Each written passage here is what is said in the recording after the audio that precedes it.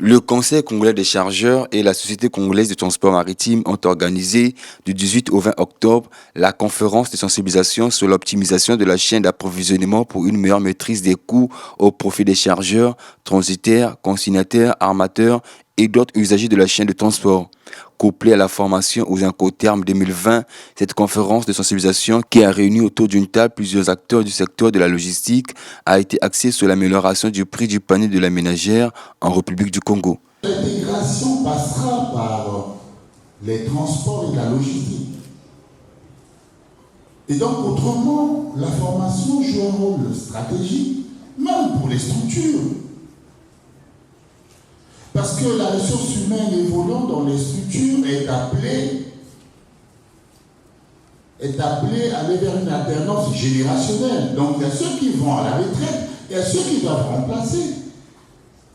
Mais si les cadres ne sont pas formés, comment une structure peut être compétitive?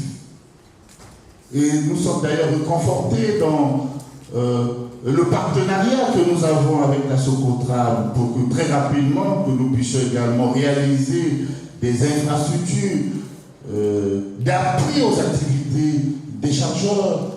On a parlé effectivement des terre-pleins aménagés aux normes logistiques pour permettre justement la construction des entrepôts, puisque, bien entendu, rien ne peut se faire sans ça. L'assistance aux chargeurs, un challenge du Conseil congolais des chargeurs pour l'amélioration du prix du panier de la ménagère, thème qui a sous-tendu cette conférence axée sur l'optimisation de la chaîne d'approvisionnement. Moment au cours duquel le Conseil sénégalais des chargeurs a partagé son expérience sur la notion du booking avec ses acteurs du transport et de la logistique congolais. Vous pensez qu'il n'y a pas de tourisme bleu au Burkina? Dès l'instant qu'il existe des cours d'eau, il y a le tourisme au niveau des berges, et ce tourisme, depuis qu'on est passé là-bas, malheureusement après il y a eu le problème d'insécurité, mais ils avaient déjà pris des dispositions pour développer le tourisme bleu, l'énergie bleue. Mais évidemment, au niveau des fleuves, des rivières, etc., donc ils se sont rendus compte qu'il est possible de profiter de la stratégie de l'économie bleue pour promouvoir cet aspect.